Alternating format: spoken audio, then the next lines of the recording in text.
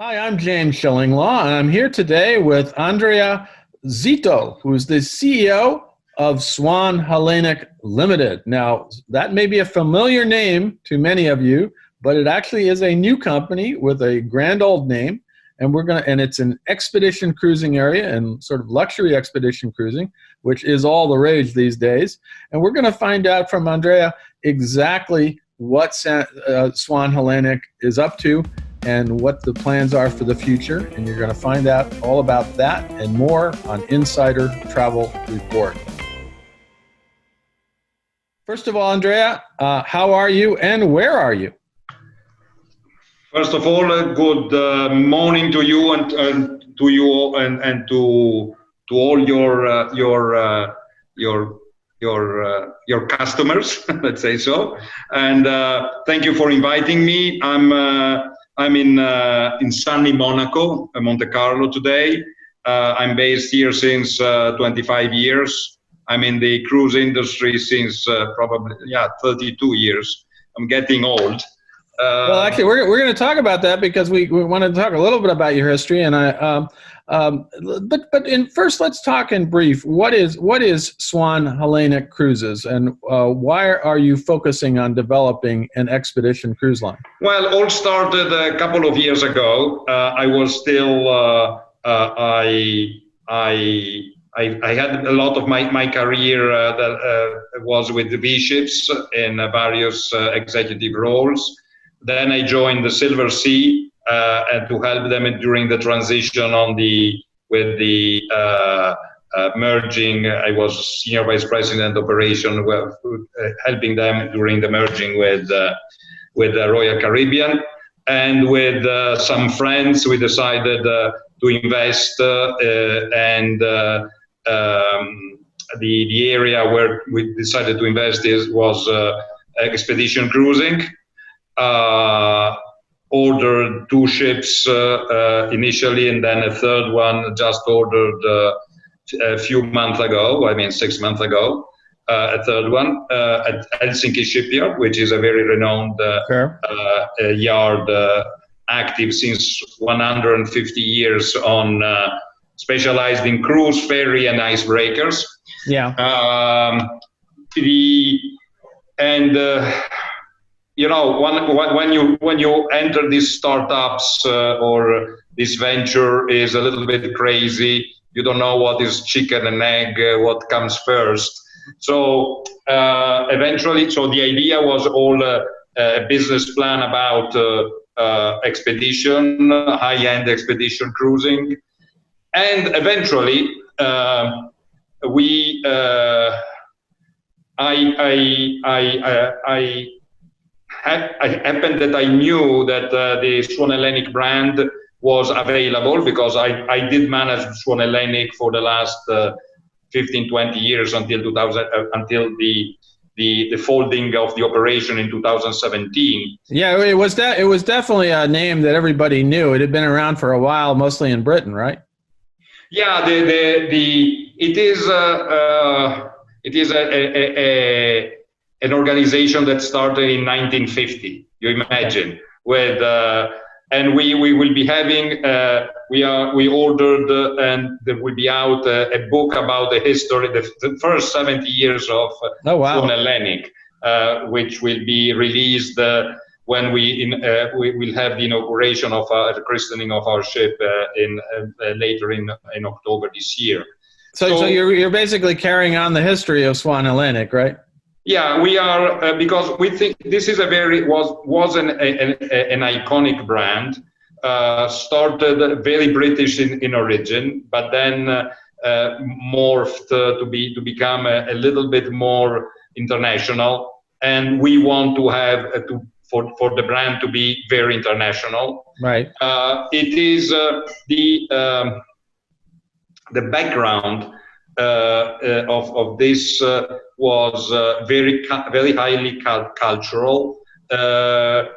All started with after the Second World War with carrying British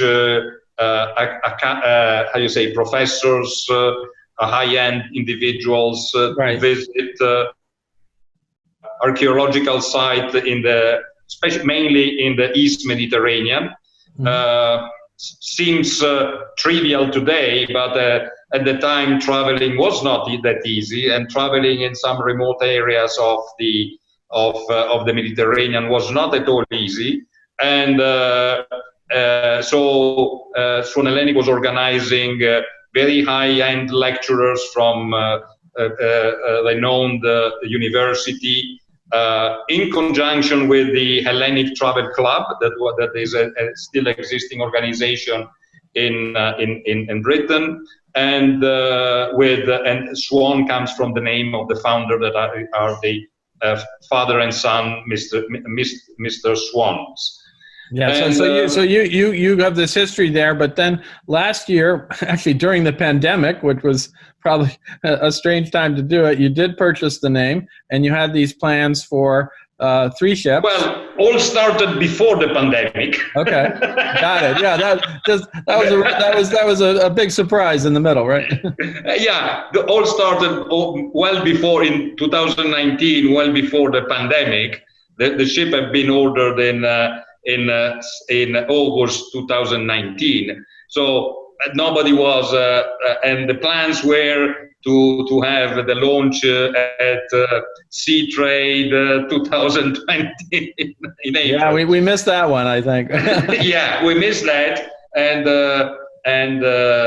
so we deferred all the launching. The building of the ship is still on time. And when is the first one out? Is due to be out? The first one will be launched, will be in the water next month, and will be delivered in October. And the inaugural, the christening will be 1st of November under the London Tower. Oh, that's great. That's fantastic. So this is the Swan Hellenic. It's Minerva, right? Is the first one? Is Minerva. The first is Minerva. That is named same as the first purposely built ship for Swan Hellenic, that was built in the mid-90s in Genova, and operated until 2017. So we are taking this as a name. The second ship will be called Vega, right. In honoring the first ship that did the Northeast Passage from Norway to the Bering Strait to Alaska, right. over Siberia and Russia in the late 1800s. And then we have a third vessel, and the second vessel is coming out in April 22, and the third vessel is coming out is a little bit. The first 2 vessels are identically 150 passengers, high-end. We can call it 5 stars, 6 stars, call it whatever. It's the highest passenger to GRT ratio in the segment, because we have 150 passenger and 11,000 GRT, which is a very generous ratio. And you said the third one is going to be a little bigger, though, right? The third one is very similar to the first 2. Is a little bit bigger. Is stretched by 12 meters. Okay. And will carry 190 passengers. Okay. So is a little bit larger, but practically the same concept. The first 2 are PC5 vessels. Right. So is a Polar Code 5. So is one of the highest. Beyond the icebreaker is one of the highest polar class. So the vessel is allowed to operate in the polar region year around. Right. So we are not intending, obviously, to operate year around. We don't want to be in the north in the winter, but still this gives a lot of additional strength to the hull, additional safety. All the 3 the vessel are safe return to port, grade a safe return to port, even if for this size of vessel it's not compulsory yet the safe return to port, but we we think that, when you operate, I'm operating in since 15 years in those almost 20 years in. But they're also going to be going other places. But we'll talk about that in a second. But I'm curious about, because you are focused on the luxury expedition space. So what will these ships, specifically the one that'll be coming out this year, what do they have in terms of accommodations, dining, public areas? They are. We don't want to call them luxury, because sometimes luxury has a how you say, a negative connotation. We want to call them highly elegant vessels. Okay. These vessels are the cabins are very big for one of the biggest in the category.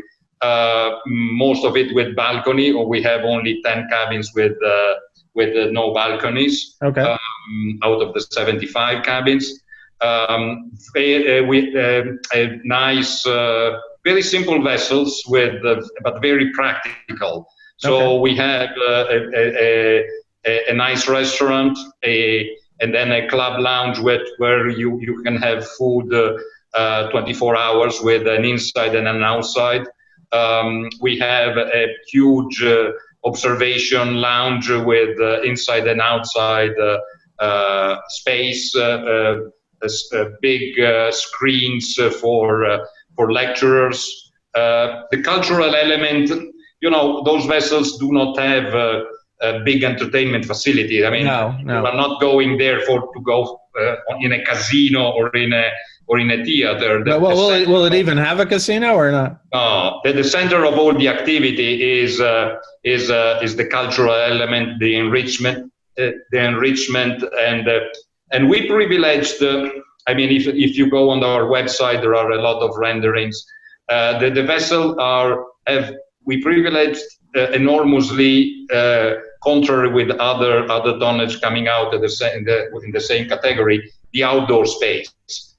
Because I've been traveling those areas myself as a passenger, say so. Sure. I'm never a passenger on board a ship, but I know it's hard to enjoy. Well, you can enjoy it, but we're always at work, right? Yeah, correct. But it is amazing the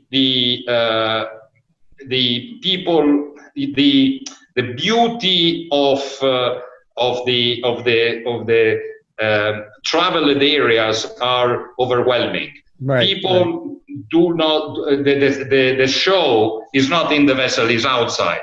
Absolutely. So that's the vessel that has been designed with a lot of big windows, lot of open space, with a decor that is not subtracting to the how you say, it's very elegant, but not saying minimalistic, but it's not clashing with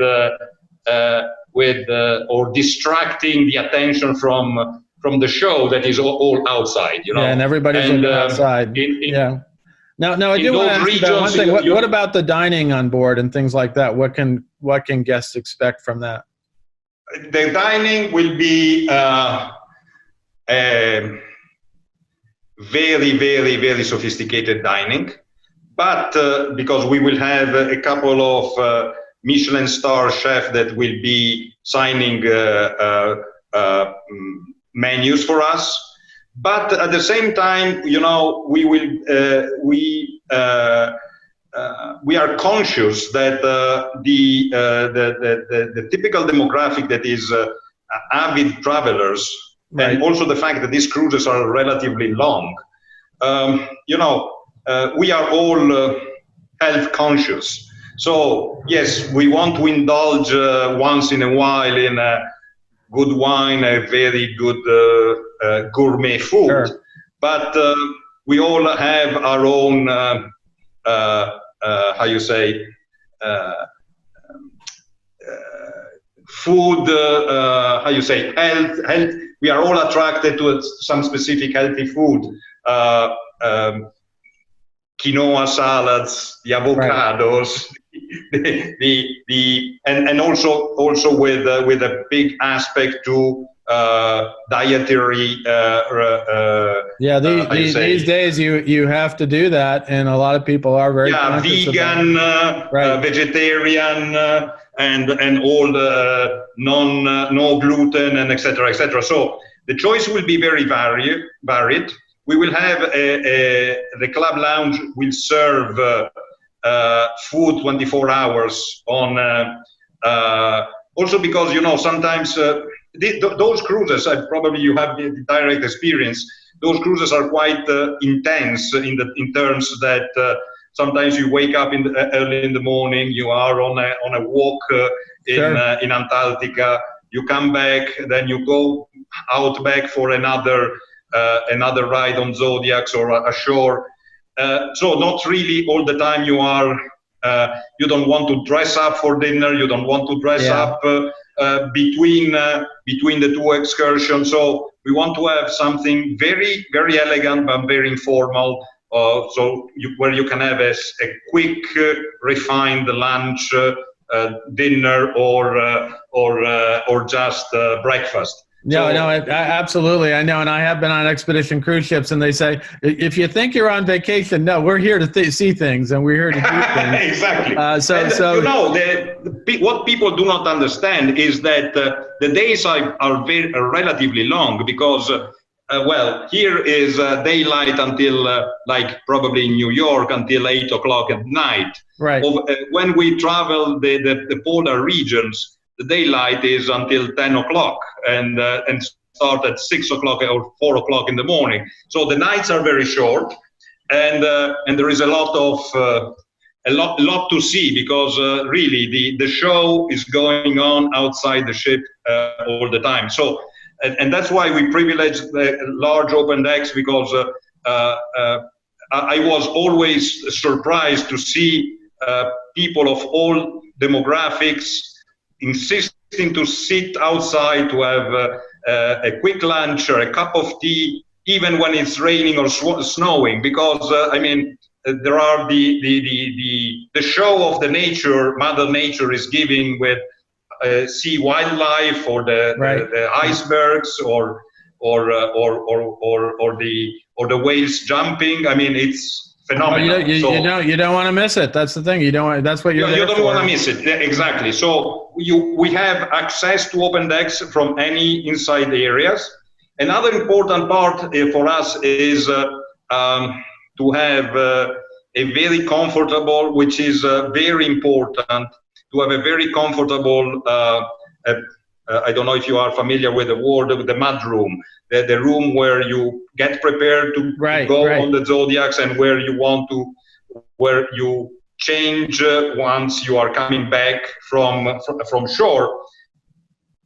Shore is can be muddy, can be wet. You are walking on the snow. There is a lot of animals there. Sure. So and this is where we want to have. There we are putting an accent on this locker room or base camp or call it whatever, where we want to have a good concierge service or butler service. So our guests will have a full service in terms that they don't have to clean their shoes, they don't have to bring their come and go when the crew will take care of drying, cleaning their parkas, their shoes, their gear, and putting this back together. So it's a little bit like when you are in a high-end ski resort where you have in the basement ski in, ski out. In the basement you have you find your ski boots clean, dry, and heated before. No, that's purpose, and certainly that's a bit of a luxury there too. Now, I do want to ask you about, obviously the most important thing is where are you going for your first itineraries starting November? Are you going to head directly to Antarctica for first off? Or are you going? We are in November. We are going directly to Antarctica. Our first cruise start November 30th. Is a 10-day cruise. Then we have a number of cruises out of to Ushuaia. The first year we will have traditional, with the first vessel, traditional cruises. and then the concept is for our ships, the first two will start then the next season again from Antarctica, from Ushuaia in Antarctica, and probably we are refining the itinerary 22-23 probably, but one ship will be on fly cruise and one ship will be on traditional cruising. Okay, so you will go to other places beyond Antarctica, and you'll be doing other expedition cruises, right? Yeah. Then the vessels will move through the Pacific Ocean up north. One vessel will one through the Pacific Ocean, one through the Atlantic. One vessel will be in the Bering Strait in Alaska, the upper part of Alaska, and the Russian Far East, so Wrangel Island, and very, very challenging itineraries there in the Bering Strait area. And the other vessel will be located in the European Arctic. Sure. And we have a very, very unique itineraries that are one-off that we are opening up. We have one of our vessels, the second vessel is going from Svalbard, from Norway to Svalbard to Franz Josef, which is beautiful islands north east from the Svalbard, and then going in the Russian Arctic up down to Dudinka, which is on the mouth of the Yenisei River, which is a 4,000 kilometer river ending up in the Kara Sea. And there we have a turnaround there, and but our guests can have we have a joint venture with a Russian operator which is operating a 5-star product down to the Yenisei River. So right. And you know this is in the middle. You will be the mouth of this river are in the middle of probably the largest natural park in the Northern Hemisphere. Wow. Which is as big as 1.5 times of Great Britain. So it's quite a large wild wilderness area, and there are a lot of interesting things from the cultural point. There are Orthodox enclaves living in a time bubble since the 1600s. So we are looking for really things that are unique, and our vessels are purposely designed to be able to do this. Also because they have like I said before, extra thickness, but extra range, so we can stay out without resupply for 40 days plus. That's great. Yeah, no, definitely. It's you are seen to be going. It's not that we want to have so long cruises. well, how long are most of your cruises going to be? Roughly, what's the average length of cruise? We will our cruises will be minimum 10, 12 days to 15, 18 days. We have still planned, and we hope that we can still do at the end of our Antarctica season this year. We have an Antarctica semi-circumnavigation from Ushuaia to New Zealand, which is 30 days, which is down to the Ross Sea. Only few vessels have done this, probably 2 or 3. If you're familiar with the quest for the South Pole, this is the area where the operation from Robert Scott, who was the unfortunate British explorer that arrived second to the North Pole by few days, and he died on his way back. So there are still some very, very interesting remains of his expedition there. Which is is fascinating. Obviously, we are surveying, we are following what is happening. We don't know.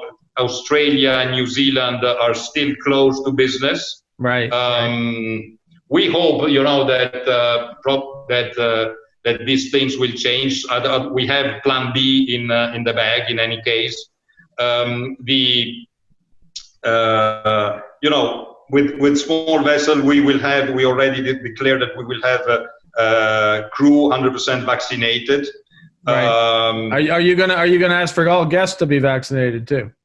We will align with what the health authorities and what the protocols, the prevailing protocols in the industry will be.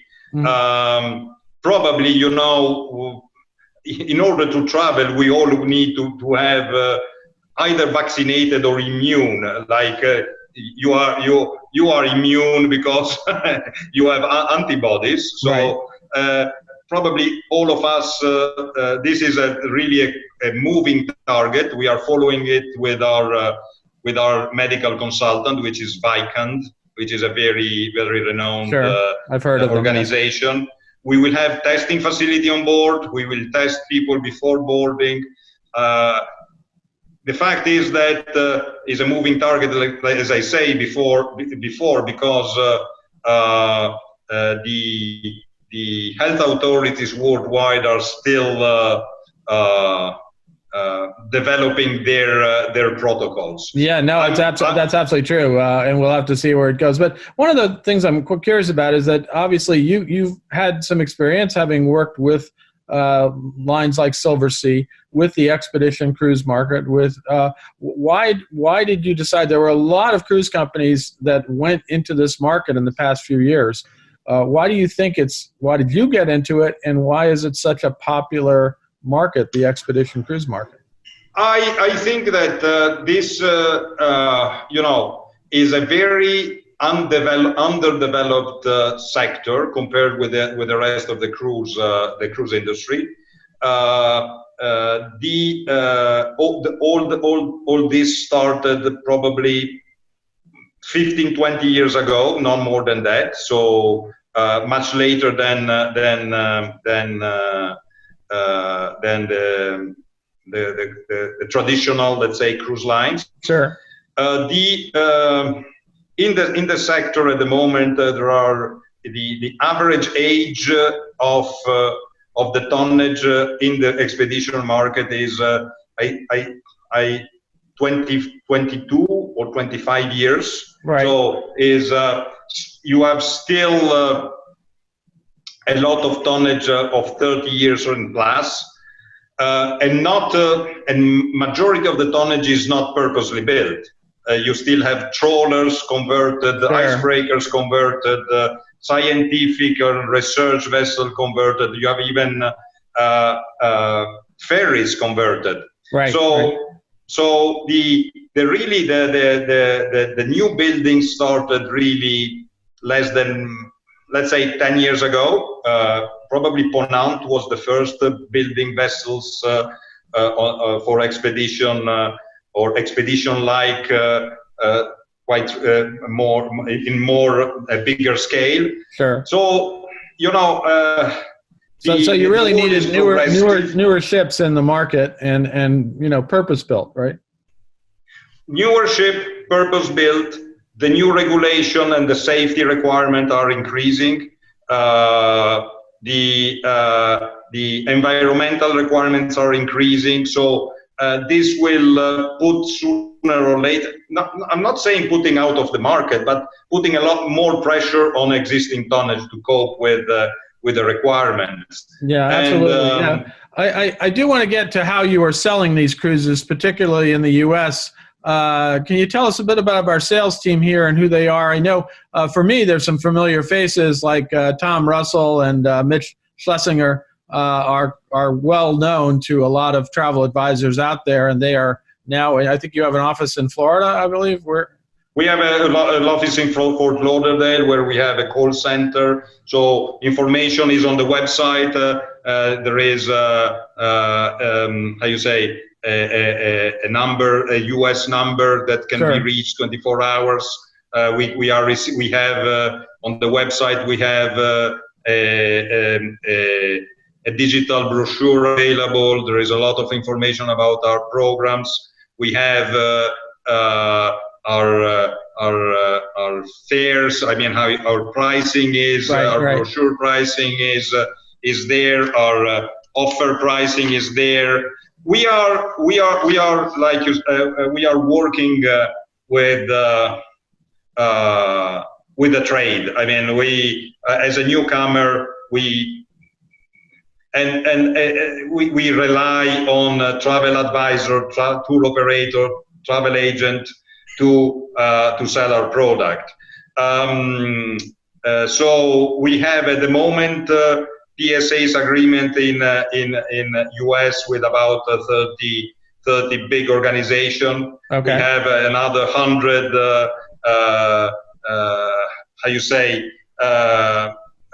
agreements with single agents. Right. We are available to do, and we are not a big organization. We don't have billions of dollars to throw into marketing, but we are very active with webinars. So if any travel advisor need to be updated with our products, we have been organizing, and Tom is very active. Tom Russell is very active organizing webinars that are very well attended. Sure. We all, I think, learned during this last year. We have been traveling much less, but using the time much better, I think, because this is a typical example. I mean, probably in the past we would have traveled. I would have traveled to New York and met you in an hotel or somewhere else and have for a road show and have an interview with you, Jake. But and today we are doing remotely. There are a lot of things that you can do even more efficiently remotely, and you don't need to travel so much. And to me, of course, nothing is like meeting people in person, but there is a lot that you can achieve. And the webinars, we have a lot of, we created a lot of marketing material in terms of video. We have done a video for a CLIA event in UK last week. We have a walkthrough through the vessel. Oh, wow. Available on the website. So there is a lot of things available, and but we can complement this on general webinars or webinars on some specific destination. We are going in a very remote area. We have one of the best itineraries around Papua New Guinea, which is a fantastic experience. Is places where you cannot reach by other means than vessels. Cruise, absolutely. It sounds amazing. Now, I guess who is the target market of the clients, the guests? Who would be happy on these cruises in terms of the demographic, in terms of their age? The demographic is high-end, experienced international travelers, travelers that are willing to go a step beyond the normal, and that are thirsty to discover the beauty of our planet. Of course, Americans will be probably the biggest segment, and according to the bookings, is already the biggest segment. Okay. Because it's the biggest single market, but we have strong interest from of course, UK, because this is a very much iconic UK, right, British brand, but also from continental Europe, from Far East. We have a very, very strong interest. This will be a very international, of course, English speaking, but an international line. And we have a program and a joint venture with cooperation agreement with institution, university, and etc. to get the best lecturers on the market. We want to go differentiate from the others, not differentiate, but go with the heritage of Swan Hellenic being a cultural brand. We have a laboratory on board. We will have guests. We will inviting researchers to do research while they are on board. Right. And to entertain with their discussion, the lecturer, the lecturers, our guests. And most of some of the guests would like just after an excursion to be sip a coffee or a tea or a cocktail, but there are we are a lot of people are sharing this, especially people that have all in life in terms of owning the knowledge and the experience and the emotion is something that have no price, So this and it's why people go on this. This is what they want to experience. What you bring home from this is the experience and the emotion, because some of this experience, and probably you have direct, you understand what I mean, are creating a really deep emotion to you, and the emotion are something that you will carry on for the whole life. Absolutely, and it is. I have been on some expedition cruises. I have yet to go to Antarctica, but that's on the bucket list, as everybody else is. I'd love you to. would be welcome. We'll go together. We'll see one of those. I'm going on the 12th of December for a 10-day cruise. So. Sounds good. I'll join you. There we go. Now sign up for it. What else do you want to? The last question is: what else do you want to tell our 85,000 travel advisors out there about the new Swan Hellenic and what it will offer, and also remind us of the URL where they can go to get more information on the website? Well, they can get all the information. There is 200 pages of digital brochure. We are printing it as well. We don't think of printing too much because we want to be environmental cautious, so we want to be as much paperless as possible. Sure. But still, there is, we have the traditional customer or people that want to touch something in their hands. So we will have this available. It is really what. We are working together with the trade. What we have unique, we will have a seamless operation together with our tour operator and with our partners around the world. We are offering a very unique conditions, not just in terms of itinerary, but we want the passenger to be the guest to be comfortable. All the way through, right. Because we are traveling in remote areas. That's why we are insisting to have, and we are offering in each turnaround port the hotel on the night before boarding. Right.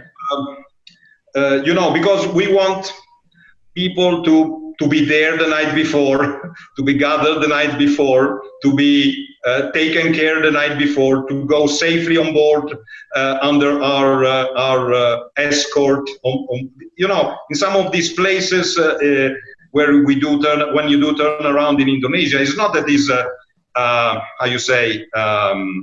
dangerous, because we are always traveling very safe areas, but is areas that don't have the infrastructure that you have in Manhattan or in. No, it's different. So, and obviously you want to get them there, make sure they're safe, and then get ready to get on the ship. But and we have a very good air program as well. We are offering, and we started working very well ahead with the airlines. And we have, of course, we have market commission for the travel advisor and partners. But what we have unique is that we will be offering the same commission also on the air part. Oh, that is a very attractive offer. Andrea, we're gonna have to end it here, but I'm wishing you the greatest of luck with the launch of the new Swan Hellenic, the new Minerva. It sounds like it's going to be a wonderful ship, and you have great ideas for these expedition itineraries, and we're looking forward to seeing how you progress in the months and years ahead. And again, there's some familiar faces down in Florida for travel advisors who have been around for a while. These are experienced guys who know what they're doing, and you obviously know what you're doing too. You've been doing this for a while too, so it's been great to meet you. And again, thank you very much. Big pleasure, James, for me, and I look forward to welcoming you and any of you on board our vessels. I'm James Schillinglaw, and this is Insider Travel Report.